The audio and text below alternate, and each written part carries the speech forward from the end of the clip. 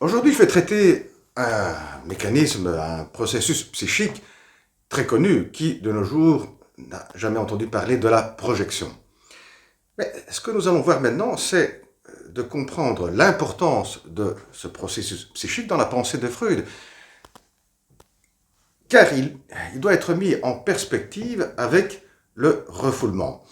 En effet, ce sont deux processus psychiques qui se retrouvent dans deux domaines mentaux qui vont investir deux réalités complètement différentes. Dans le cas du refoulement, c'est toute la relation entre soi et soi-même qui est impliquée.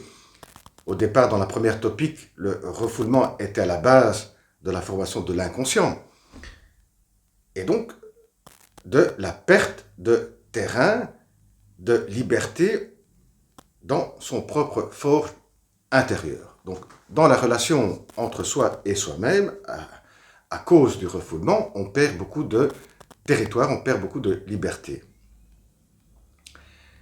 Et naissent toute une série de complications, entre autres le symptôme. Dans le cas de la projection, c'est la relation entre soi et l'autre, entre soi et le monde extérieur, qui est impliquée, et c'est à ce niveau-là de relation qu'on perd, lorsqu'on met en route la projection, on perd du terrain, on perd des libertés et se met en place une série de complications. Dans le cas de la projection, Freud a utilisé ce mot dans plusieurs significations. Ce n'est pas comme le refoulement auquel il a consacré un chapitre de métapsychologie. Dans le cas de la projection, il ne l'a pas fait. Mais on peut très bien, à travers toutes les références qu'il y a dans ses écrits au sujet de la projection, voir la portée de l'importance de ce processus psychique. Et donc, nous disions, il investit la relation entre soi et l'autre, entre soi et le monde extérieur, et donc il implique des modifications, et il implique aussi la question de la continuité ou discontinuité entre le dedans et le dehors. Voyons maintenant, dans les grandes lignes, les moments les plus significatifs où Freud utilise le mot, le mécanisme, le processus de projection. Il est déjà utilisé avant 1900, mais c'est avec le cas Schreber, un cas de paranoïa, que Freud utilise le mot projection avec un sens bien précis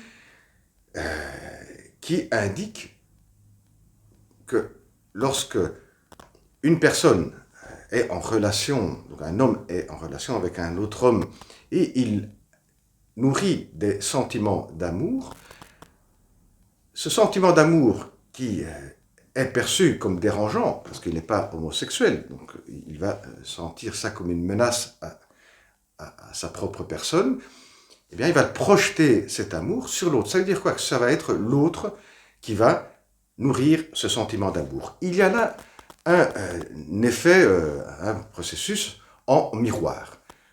Ce que je ressens envers une personne, c'est cette personne qui la ressent envers moi. Ce processus en miroir apparaît également dans le cas du petit Hans, lorsque le petit Hans a des sentiments d'agressivité envers le père, eh bien, ces sentiments d'agressivité vont être projetés sur le père. C'est le père qui a ces sentiments envers l'enfant. Autant dire qu'il peut y avoir également des projections de sentiments dans sentiments d'agressivité et aussi pour d'autres sentiments, dans d'autres problématiques ou d'autres moments du développement de l'être humain. Donc, répétons, dans le cas Schreber, le mécanisme de projection devient un mécanisme propre à la paranoïa, attention, non pas à la psychose en général, mais bien dans le cas de la paranoïa. Et on va voir maintenant le deuxième cas de figure, qui est celui de la phobie. Dans le cas de la phobie, c'est le moi qui perçoit à l'intérieur, en soi-même, une émotion pulsionnelle comme dangereuse qui fait peur. Eh bien, cette notion pulsionnelle vient à être projetée vers un objet ou vers un animal à l'extérieur, et c'est cet objet et animal qui va nous faire peur. Et là, il y a également une modification au niveau de la perception. La perception de l'objet en question, la perception de l'animal en question, eh bien, va être modifiée, elle va être différente. Ici, il y aura une restriction au niveau des mouvements de l'individu envers l'objet ou l'animal, et donc il va éviter les lieux où se trouve l'objet phobique. Dans le premier cas Schreiber, ou dans le cas du petit Hans, il y a une complication au niveau de relation entre soi et l'autre.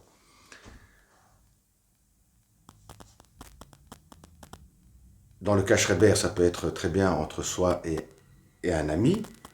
Dans le cas du petit Hans, entre soi et le père, ou une personne qui est très proche. Voyons maintenant le troisième cas de figure, c'est le cas de la jalousie. Une personne qui est ensemble avec sa compagne, il nourrit des envies de trahison, donc d'aller avec d'autres femmes. Cela le dérange, il va projeter cette envie de trahison sur sa propre compagne. Et donc, il va avoir le sentiment la conviction que c'est sa propre compagne qui nourrit ce genre d'envie et qui est prête à le trahir. Et là également, cette projection a une incidence directe dans la relation effective entre cet homme et sa compagne. Pour terminer, le quatrième cas de figure rentre dans les mécanismes qui ne sont pas pathologiques, donc la projection comme processus psychique qui ne doit pas être mis parmi les pathologies, les problématiques psychiques. Et là, Freud en parle surtout dans Totem et Tabou, concernant l'animisme, le totémisme. Et là, c'est surtout des démons psychiques méconnus qui font partie de l'inconscient, qui sont projetés à l'extérieur. Le point en commun entre tous ces cas de figure, c'est qu'il y a une certaine méconnaissance du moi vis-à-vis de certains sentiments, pulsions, pensées, et une certaine sensation de dérangement qui peut aller dans dérangement vécu comme dangereux, comme une vraie menace, dans le cas de la paranoïa par exemple, dans le cas de l'objet phobique, à d'autres manifestations de dérangements qui sont beaucoup vécus d'une manière beaucoup moins dangereuse. À côté de cela, il faudrait faire une distinction, et cela ne se retrouve pas tellement dans la pensée de Freud, de la projection qu'on retrouve le terme dans les tests projectifs qui ont été mis en place dans le domaine de la psychanalyse. Là, c'est plutôt ce qu'on ressent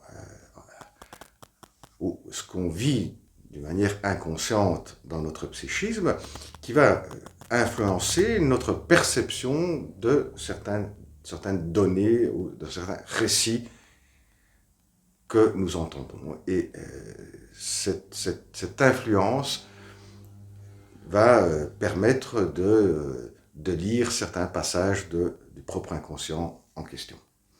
Et bien voilà, à la prochaine vidéo. Au revoir.